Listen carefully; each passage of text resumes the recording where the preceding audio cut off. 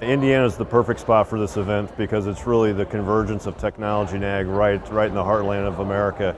You know, when you think about seed companies, farmers, growers, it's a perfect spot to bring technology, you know, right to where it's going to be used the most.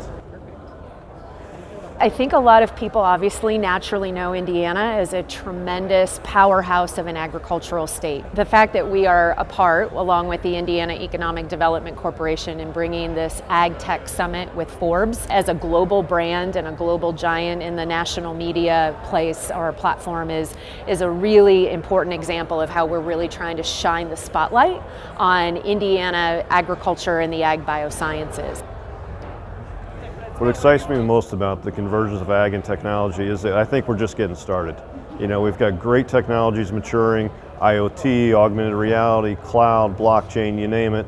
And at the same time, we've got this incredible challenge to feed more people, be sustainable, and be more efficient on farms so we increase farm profitability. So the convergence of all that is fantastic. And I'm most excited because I think we're just getting started.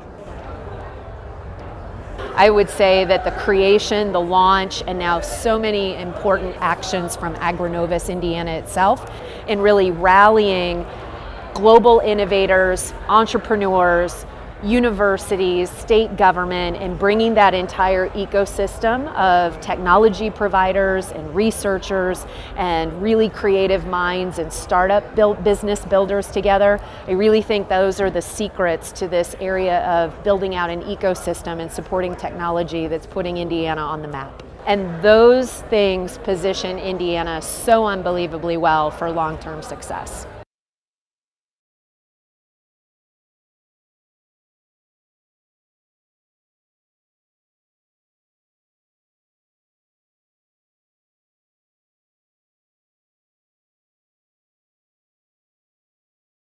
Okay, so nobody else gets to pick the music ever again without my final approval. Just a little anecdote, my sister is actually in the audience. I don't know if she's out there right now, but she texted me in the middle of the whole show and asked, "Did you create your own playlist? This sounds like a lot of what we hear at your house." I'm like, nope, I had nothing to do with it. They just know me so well. So thank you again for being with us for this next part of the program. I would be remiss if I didn't say, because I think certain people are kind of coming in and going out, there are still some good open seats here at these tables. These nice individuals sitting by themselves, I'm sure, would like to have some more guests at their tables. So please, if you're coming in from the back, you don't have a seat yet, please feel free to come forward. That will also be, you know, convenient as we do lunch and work through our middle session here today. Just a couple of quick items before we do bring our next panel up. I hope that everybody sees at your places our "It's Happening Here, Indiana is Ag plus Bio plus Science" stickers. I'd love to see those get actually put on laptops, tablets, or notebooks today. You might actually get a little special sort of shout out or a prize from us if you come up to me and say, "Look, I have it on my laptop." So this is just one small way that we're trying to, again, tell the story of the Indiana Ag Biosciences and our support for this innovative sector. It also is probably an appropriate time for me to thank a few more sponsors. So I want to actually thank our silver sponsors at the moment. It's probably, there they are, KBKG, Purdue Foundry and Purdue Ventures, the WIN organization, the Wabash Heartland Innovation Network, Huntington University, Elevate Ventures, Infosys, Ice Miller, Farm Credit Mid-America, and 50 South Capital. I could go and explain stories about our relationship to each one of these organizations and how incredibly grateful we are to their continued support, but we'll suffice it to say that we are thrilled to have them as silver sponsors for the day's program and want to make sure we thank them as well. So I've struggled as I've put this program together, and our team has reached out to speakers. Every time we'd kind of get a panel put together, I'd kind of say, "That's my favorite." And then the next panel would get put together, and I'd be like, "Ooh, maybe this is my new favorite." Then a session would get mapped out with a conversation that is going to be had, and I'd say, "Oh, boy, I don't know that you can even beat that." So I guess it's probably safe to just say, I will tell you, I think every speaker and every topic and every session you are going to be a part of here today is just absolutely incredible. And we are so fortunate to have had so many thought leaders, business leaders, executives, just outstanding individuals who stepped up and said they wanted to be a part of this, and they're ready to and excited to tell their story. We've heard a little bit already today about the consumer's role in food and agricultural innovation and technology direction and development. The next panel is going to talk extremely in-depth and specifically about the consumer and about how the consumer has really shaped or maybe forced their business to pivot or change in some way because of a new taste or preference, a new demand on the food supply, a new request, a new requirement. And so we have an outstanding moderator who I'm going to bring up, and he can introduce the panel. I first heard Dr. Jayson Lusk at a conference several years ago. He is nationally recognized as an agricultural economist who focuses on just these topics: the consumers' attitudes and preferences and viewpoints around food and agriculture. He's got a great book. I will plug it for him if he doesn't plug it himself, but he has a great book out called Unnaturally Delicious. And I would encourage you to get on Amazon or find a way to access that read. It is a terrific read about how science and technology has done really good things for the consumer and for the public at large, not just here in the United States, but around the world. So we are especially fortunate because when I first heard Dr. Lusk speak, he was at the University of Oklahoma State. And I thought, boy. And then he came to Purdue. And so we are thrilled to have him as the department head of the Purdue the Purdue Agricultural Economics Department. He's making great contributions there already in his short time. And again, he is the perfect moderator for this discussion. I'm going to ask him to come up, and he will introduce the panelists as they come up with him. So please join me in welcoming our next session.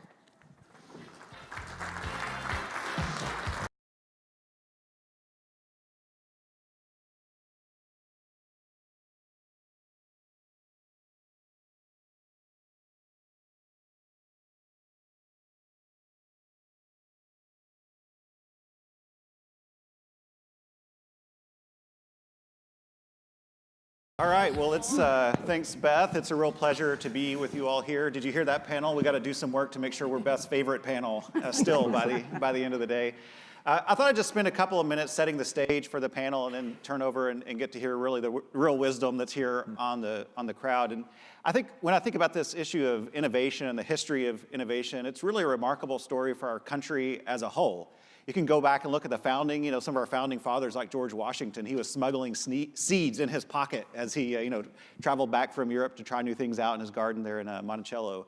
We had, George Washington Carver creating peanut creations, John Deere's plow, Eli Whitney's gin. We can move closer to current day and have Kellogg's new cereal or even the microwave. So all these are, incredible stories of innovation and entrepreneurship, American stories in our history.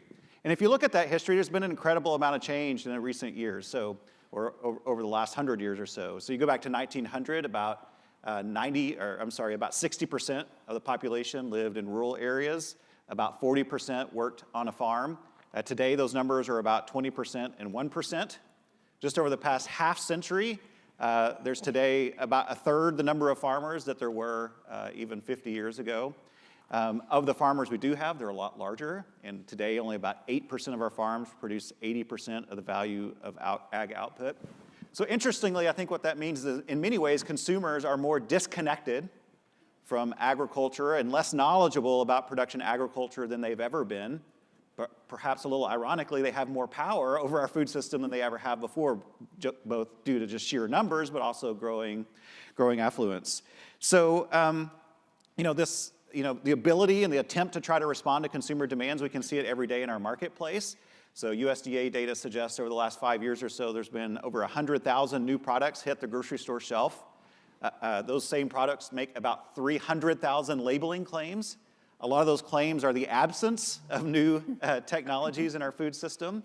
So, how do we respond to the increasing power of the food consumer and the aversion many consumers have to technologies that can both increase productivity and sustainability? I think this is really one of our key challenges of our time. But I think we can't ignore the food consumer, and indeed, innovation is only valuable if somebody at the end of the day is willing to pay for it. So with that, we have a great panel of folks here to help us understand a little bit about how they and their companies are dealing with food consumers and some of these food challenges. So rather than me trying to tell you about them, I thought it might be useful if each of you just spend a few minutes, tell us a little bit about who you are, what your company does, and maybe just a few brief words here at the onset about how you're positioning yourself related to some of these food and consumer challenges. So Robert, why don't we start with you? Thank you very much. I'm Robert Colangelo, founding farmer of GreenSense Farms. We're a market leader in the design, build, and operation of indoor vertical farms to grow leafy green vegetables. I'm a scientist, author, and entrepreneur. I've started around 10 environmental ventures. I must say indoor vertical farming has made me very humble. It's a very challenging experience, taming nature, bringing it indoors, but it's also very rewarding.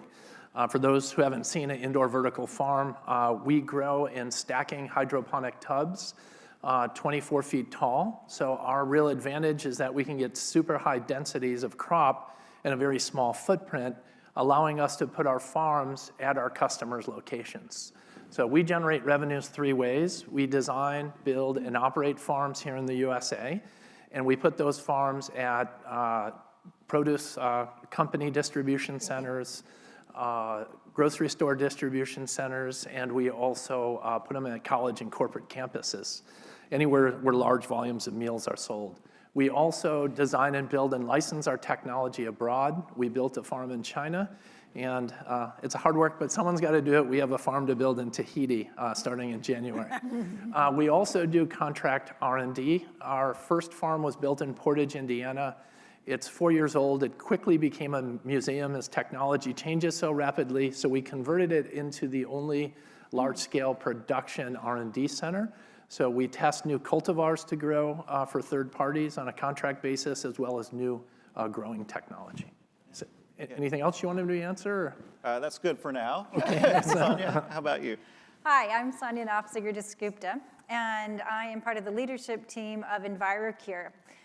We've developed technology that allows us to extract the nutrients and microbes from animal manure, most specifically egg-laying hen manure, and transform that into biologic amendments and organic biofertilizers that are really a catalyst for improving the efficiency of other crop inputs, as well as building the soil and building the plant health, but also really mitigating the impact, the environmental impact of large-scale animal agriculture. For us, that kind of coming together, we were kind of at the right place in the right time. The growth in organic that was talked about this morning has really driven a lot of farmers to move at least part of their production into the organic sector. But it's also, they need to improve the efficiency of their agricultural production, their organic production, to meet that growing demand, that differential that we saw this morning. We play in that area, but also in conventional agriculture, as the consumers are really driving the desire from the food companies to have more sustainable production. We can help reduce the crop inputs that are needed, the synthetic crop inputs that are needed, and increase the sustainability while also improving the soil health.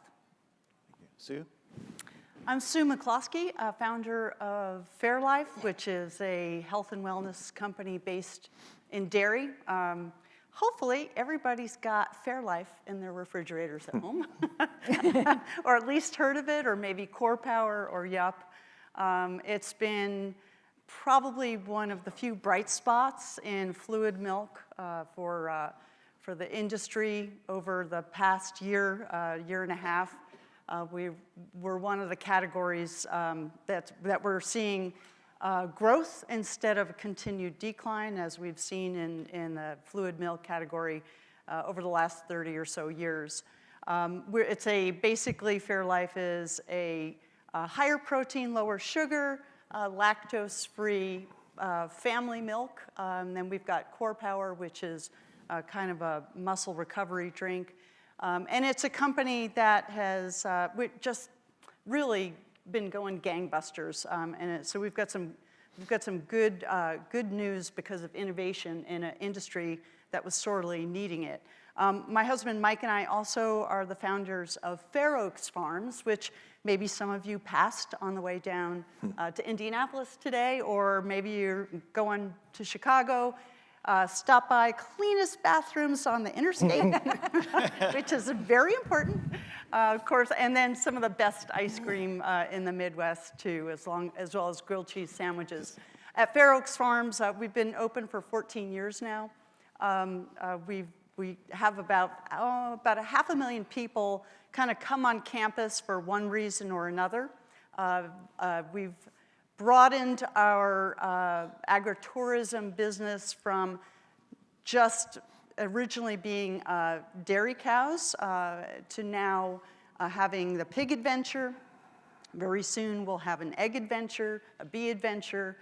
We've got a crop adventure, which Land O'Lakes, their Winfield Solutions built on campus. So very exciting. It's a great place for not only families to come and connect. Again, we talk about really, I think it's less than 2% now, people really out there producing our food. And then you think about that 98% who have been so far removed. I mean, you can talk to older people that might remember a cousin or an uncle's farm that they visited, but kids today just have no exposure. So we're really a destination for families to make an impact in telling the story of modern agriculture. But we get visitors from all over the world too, and we're very proud to be an Indiana-based company. Yeah. Bob? Good morning. I'm Bob Kraus. I'm CEO of Midwest Poultry Services. We are a sixth-generation family-owned business headquartered in North Manchester, Indiana. Our company was founded in 1875 with a water-powered grain mill on the Eel River in North Manchester.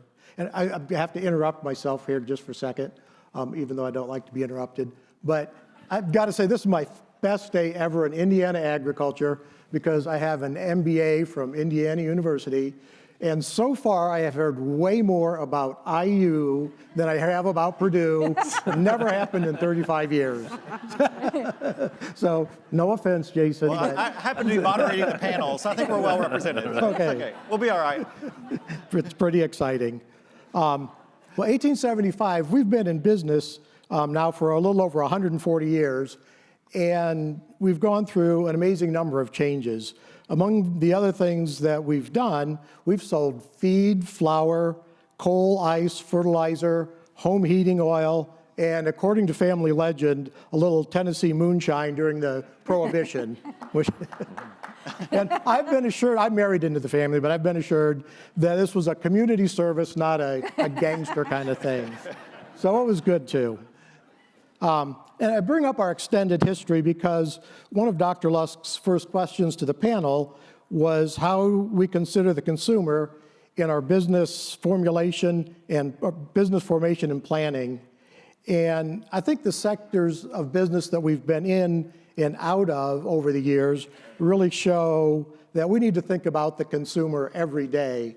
When we hear about entrepreneurships, and it's exciting to hear the entrepreneurs talking this morning, but when you're in business for 140 years, you have to reinvent yourself numerous times over those decades. My one son got his MBA at IU, yay, but when he was there trying to decide what his major should be, we talked about it and decided the thing that made the most sense was entrepreneurship, because you know whatever you were doing before isn't what you're going to be doing tomorrow. So if we work on top of everything else we have to do to be in commercial production agriculture, if we don't focus on the consumer first, we're going to find out we have the we've got our dream company, and we're producing the best products we've ever produced, and we could wake up one day and not have any customers because we didn't understand where those customers were going. It's a really exciting time to be in the egg industry. It's really good for me, for us, to have the 6th generation of the family coming into the business, and it's a great time for eggs. Eggs are on a roll.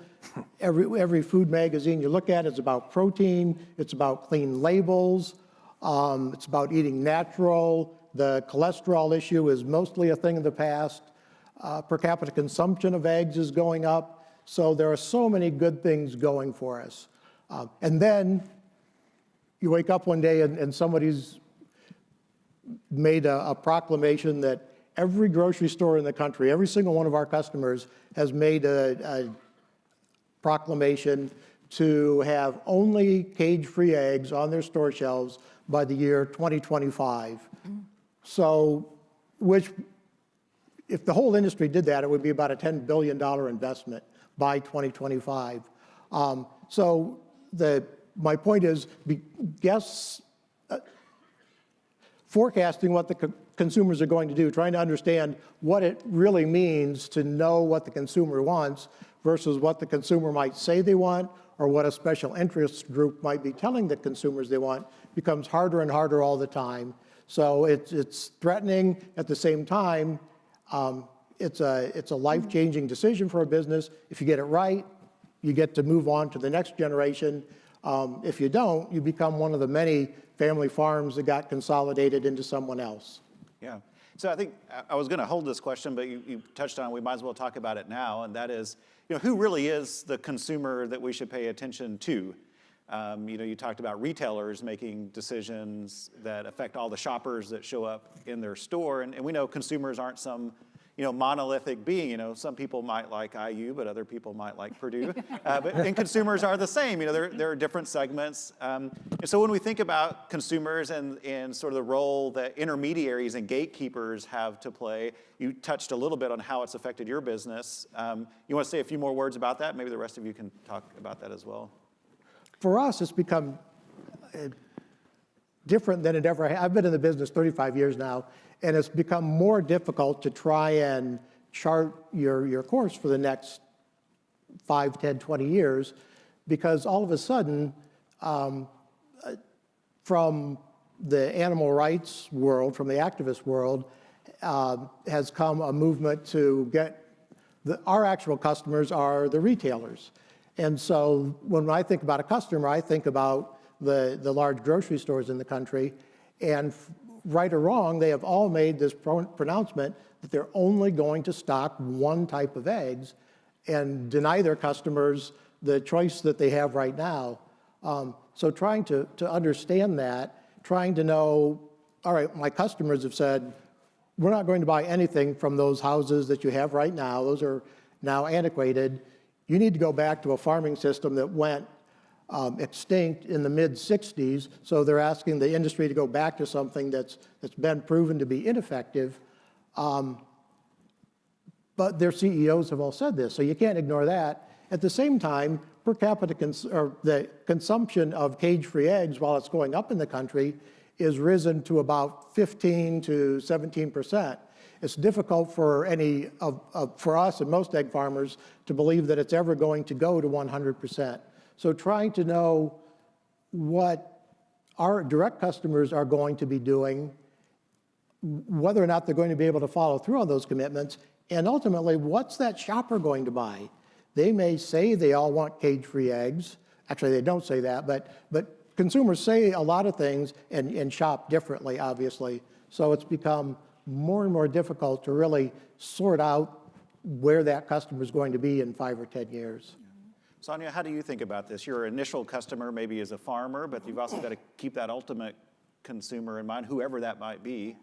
Well, I think that the market forces are driving some of the things that we're seeing farmers do, that the big food companies are looking for more sustainability, whether it is General Mills that was brought up this morning, want to have organic Cheerios. Well, and that was their initial pledge. Well, now they backed off of that, and they're now talking about the sustainable food chain, because they realized having 100% organic Cheerios wasn't going to be attainable within the time period that they had. So looking at other things that they can do to make sustainability claims. And I think this is driving to farmer decision making, but right now, not all of the market forces, the prices that farmers are being paid, have caught up to what they are being requested of doing in the marketplace. It's an interesting thing, so if you can find a way so that those tight margins that farmers are seeing can be less squeezed, that's where I think there's tremendous opportunity. But I also think there's going to be a lot of innovation that we haven't even seen yet that is driven by this disconnect.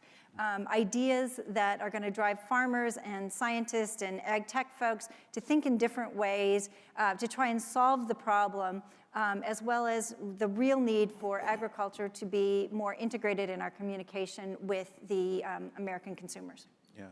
So Robert, in your business, who do you think about as sort of your core consumer, and are there some gatekeepers there that you've got to think about as well? So our core consumer, our customer's customer is our customer. So we sell to grocery stores, but ultimately it's the consumer at the grocery store that drives decision making. When we sell to produce companies, it's chefs, it's institutional kitchens. For me, much like the racetrack where technology trickles down to consumer cars, the chefs really drive innovation in food. So we always have to be working with the chefs, figuring out, what's hot, what do they like, flavors, texture. For example, microgreens are a real hot item for chefs, and it's starting to trickle down into the marketplace. For us, what we're seeing is organic's good, but growing in controlled environments indoors is better. We grow pesticide-free. We're always locally grown, regardless of the weather, which is hard to do in Indiana. And if anyone tried to buy romaine lettuce in the last few days, you can see some of the problems with field-grown lettuce. We're ultra clean, ultra sanitary, and just don't have those problems. And our traceability efforts, we can trace things down to the tub it came out of, where farms are just typically tracing to the farm. So consumers like that transparency, they like the freshness. We try to sell all our vegetables with root on so that they're still highly nutritious. Leafy greens die when you start cutting off the root, so we're always delivering high nutritious fresh produce. Yeah. So Sue, you can weigh on this question too, but I'm going to put you on the spot and ask you a slightly different one. I think a lot of the innovations that we've seen in the agricultural space have come about over the years to increase farm efficiency, and it's hard for consumers to sort of see what that does for them, and it gets to the who's the consumer kind of question. But I think one of the really interesting things about Fair Oaks, and I've taken my kids there, is you kind of open the doors and let people see those. Do you have a sense that that's really changing people's attitudes, or does it, when they actually get to see some of those farrowing crates or whatever, that they are actually more averse than they were to begin with? So talk a bit about your thinking of opening the door to some of those farm level productivity enhancing technologies to the food consumer, and what your experience is with how consumers respond to them. So what we found, well, let me just backtrack a little bit and just tell you that I am not from a generational farming family, which is kind of untraditional. And I think, but because I grew up on the East Coast in that kind of consumer-centric type of culture, I was able to have and offer up a little bit different opinion. And this was back in the 90s when Mike and I were at our farms in New Mexico. When we had the chance to move up to Indiana and we found this great property right on the highway, we had been giving tours forever, and it was in New Mexico where I realized that, even in a rural farming area where we were, there were still so many people that really didn't have a clue about how milk got to their house. So when we had the opportunity to move up to Indiana, we said, let's explode this idea. And that was, that was kind of the creation of Fair Oaks Farms. And I can tell you one of the really coolest realizations that we've had is that you can take 98%, maybe 97% of the population and bring them to Fair Oaks. You can put them on the bus, let them drive right down the middle of one of our cow barns, show them the cows being milked on the rotary, talk about how comfortable, how content they are. Take them to the pig adventure, show them this state-of-the-art barn, and talk to them about, you know, what modern farming is when we're talking about growing crops. And people, when they understand that you have, as Robert referred to, a complete sense of transparency, when you're going to answer every single question that they have to ask, and when you can say to them, when they do ask a question, if you don't know, I don't know, I'll get back to you on that though. It is just absolutely a completely different mindset that people will walk away with. And typically, what we find is that, you know, a typical consumer will come through there, you'll answer their questions, you show them everything that we do every day on the farm. And then their last question is, well, where's the ice cream? Because they have, I mean, I know we blow this up and we need to think about it, but I think what people want the most from understanding where their food comes from, how their food is produced, is to really to know that there's someone behind that carton of milk, or behind that box of microgreens, or behind that carton of eggs, that has the same shared values as they do. And when you can communicate that, I think that's where, at least that's where you can begin the conversation. Because we all have different opinions. We're all, you know, I love the fact that, you know, all these young millennials and after them are all flexitarians, and one day you want a burger and one day you want to be a vegetarian. So cool, love it. You know, you're spot on. But they want to know, people want to know, and they want to have that conversation. And you can only have that really meaningful and honest communication when it's like human to human. It's like we all want the same thing, people. And that's been really and truly our biggest finding at Fair Oaks Farms. Well, it helps that your restrooms are clean and the ice cream tastes great. So I want to push on that just a little bit more and say, you know, how much does, you know, there's a lot of evidence that people are woefully ignorant of a lot of the science that goes on the farm. And, you know, I've done research where you can see people say silly things, like 80% of people say they want mandatory labeling of foods that contain DNA. Or you know, they think you know, salt is natural, but sodium chloride isn't. And I could go on, you know, with those kinds of examples. But does it matter? I mean, does it matter if the public is sort of unknowledgeable about science, or do we just need to do whatever it is that consumers want? Maybe I'll direct that to you, Bob. You know, you've got a great example with you know, cage-free eggs. People have a lot of perceptions about what cage-free means that may not necessarily match up with what some of the science says about those technologies. So how do we deal with this disconnect between people's beliefs on the one hand and sort of what science may say on the other? It's something we think about all the time, because ultimately we have to have on the shelves what that consumer wants, and it's their right to think whatever they want. And I know in your own research it shows when people buy cage-free eggs, they think those eggs are safer, they think the hens have a better way of life, better animal welfare, and they think they're better for the environment, and they think the food safety is better. None of which is the case, and which we know from experience as farmers. We also know from a large amount of research that's been done and published in peer-reviewed journals. So we know what's right, and we'd really like to do the right thing for the animals and the environment. We still have to understand what the consumers want and have that for them when they go to the store. So I think it matters that there's this disassociation between what they think they're getting and what they are getting.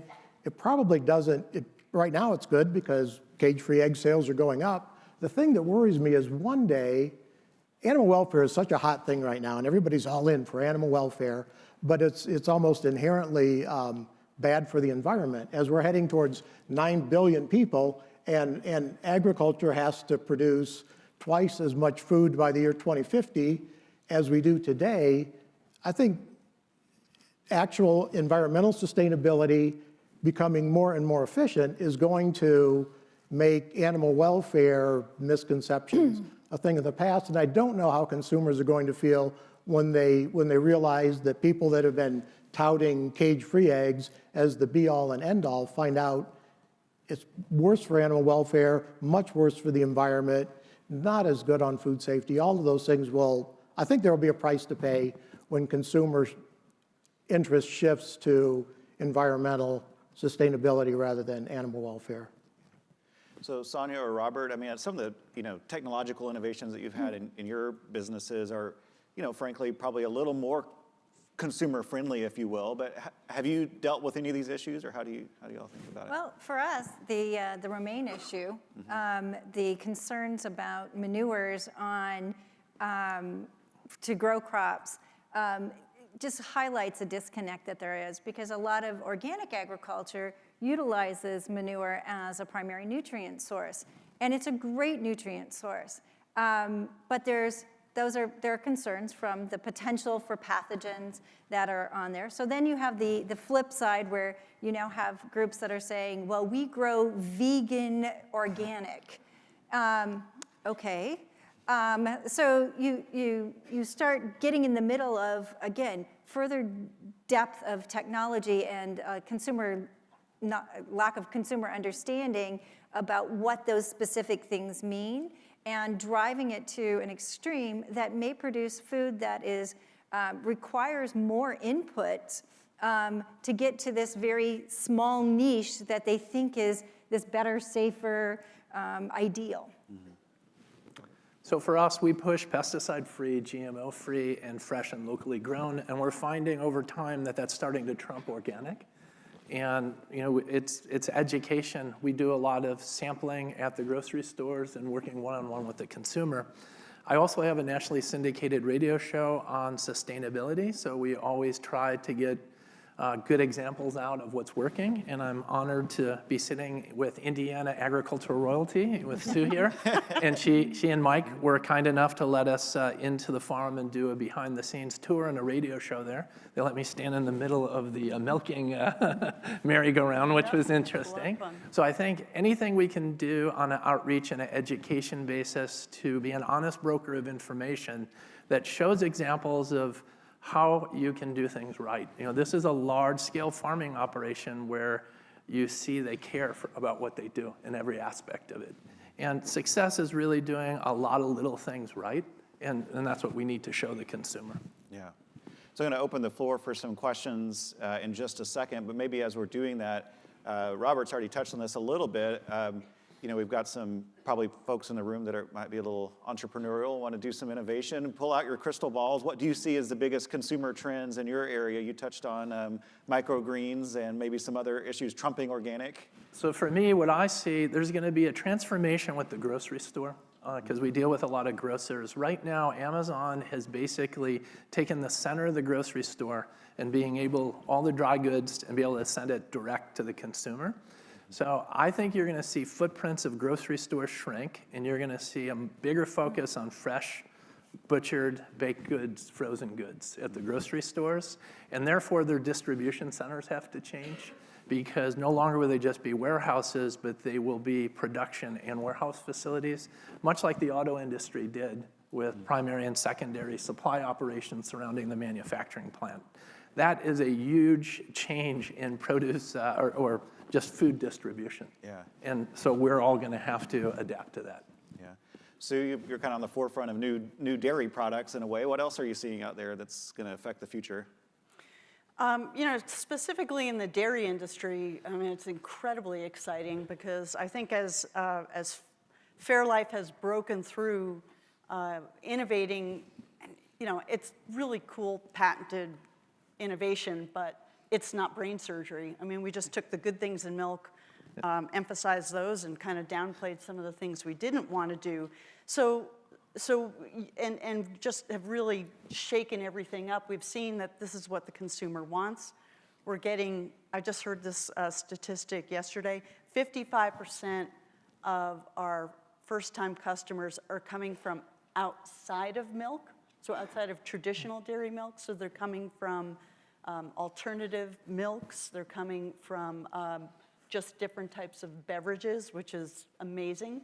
So we see that the desire for innovation in dairy is there. So there's no stopping it now. I think we'll see dairy being transformed not into just a beverage anymore. I mean, it's not now, but it'll be even more so. And when you think about dairy and you think about milk, I mean, Bob, you touched on, whole foods, not the store, but, the concept of eating whole, natural, in situ types of foods. Milk is one of these great just whole foods. And when you start looking at all the micronutrients in milk, it's just, it blows from the medical side to just eating ice cream. The innovation that's going to come down the pipeline is going to be incredible. Yeah.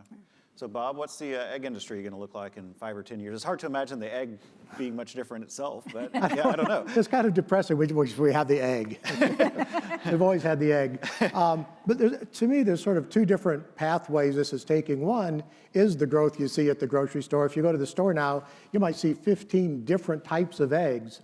And a lot of those things don't lend themselves to large-scale production. So, there's free-range eggs and cage-free eggs and pasture-raised eggs, organic eggs, fertile organic eggs. If people want to pay $6 a dozen for eggs, that is a good person. So for those of us in commercial-scale agriculture, which is what we consider ourselves good at, those really aren't opportunities for us, but they're opportunities for an awful lot of small family farms. I think the opportunities on the larger scale for people that do supply the restaurants and the grocery stores in the country, it's continuing to stay with the science, do the right thing, be on the cutting edge of technology and animal welfare to become the most efficient producer and user of a natural resource that you can be. And that continues to grow and change all the time. If you guess it wrong, like with cage-free, if you go all in on cage-free and it's not 100% in 8 years, that's it, you're done. So if you get it right, you move forward, if you don't, then you go back to having a paper route maybe. That's the last thing I did. Yeah. Sonia, what's on your crystal ball? Well, I think that we're going to have more concrete definitions of sustainability and the metrics that go along with that throughout agriculture and big food companies, and that those metrics then will be able to be translated and communicated to the consumers. So if, for example, it's reduced use of pesticides, farmers are going to be able to communicate that and get paid, hopefully, premiums for that by the food companies, and then that will be touted by those food companies directly to the consumers. Yeah. So maybe we have time for maybe one quick question if somebody's got one. Yeah, go ahead. Excuse me. Good afternoon, everyone. My question for you guys is, well, for us as FFA members, I love to see all these blue jackets here, and I'm wondering what we can do to really help support the positivity in agriculture and how to maybe combat those that are going towards a negative view of agriculture. How do we combat that and show the positivity of it in your advice and wisdom? Well, one of the things, I live on the East Coast, although I'm a native Hoosier, and we're moving our company, our operations here. But one of the things is that I think every person in agriculture needs to be an advocate for what's going on. And getting out of our local communities, although that's very important, as Sue mentioned, that there are a lot of people in the rural areas who don't necessarily understand. But having those conversations and sitting down and understanding the perspective of the folks on the other side and why they're thinking this way. And it's a very emotional thing for them. And so it's not just a face on the face telling them, well, we have the science, but listening to what it is that they have to say and why they have fears. Yeah, well, good. Well, I think we're just about out of time. Thanks for the question. And I know for at least me personally, it's fantastic to be up here with a group of people that really are innovative. And I think a lot of the innovations and you're thinking about the food consumer is one way to really address these kind of problems. So thank you for being here. And folks, let's give the panel a hand.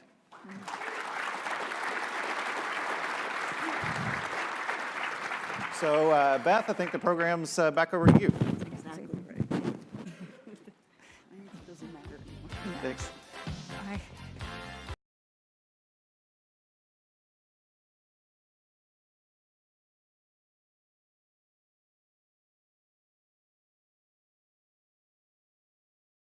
So I hear a session like that and a discussion, and it makes me reflect on some period of time ago, maybe 3 years, 5 years, even 10 years ago. If you had been perhaps at an agricultural conference, there was still a lot of sort of frustration and maybe almost even animosity and defensiveness around these changing attitudes of the consumer.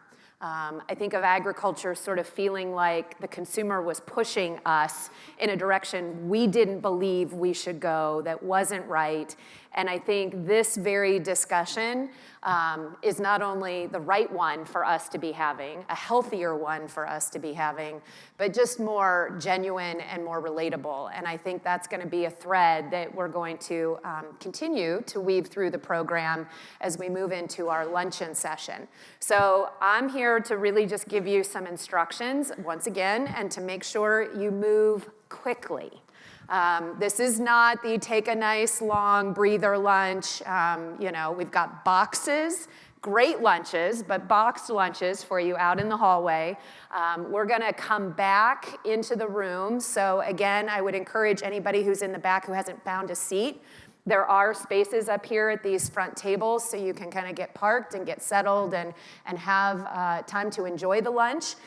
We are going to begin our luncheon program, though. We have a tremendous, I'm so excited to have yet again another outstanding speaker, filmmaker, writer, producer, and director of the Academy Award nominated film Food Evolution with us. And so we're not gonna actually have time, hour and 46 minutes, Scott, I think, is the entire film. You were given assignments before the event itself to go stream it at home on Amazon Prime or Hulu. I've had a conversation learning about Netflix not really being quite as food friendly as maybe some of us would like them to be. Scott may touch on that later. But anyway, if you haven't seen it, Scott's at least going to give you, I think, a really good taste of the research, the findings, and in some ways, I think strikingly, the premise. How did a guy, we've heard a lot of people not from agriculture, jump into this particular topic about science and technology and consumers, and very specifically, we'll hear about GMOs in this context, and see what was learned and uncovered as a result of that. So, one last thing, if people are leaving, coming and going, I should have announced this at the beginning. We are really grateful to one of our other sponsors, Open Prairie Ventures.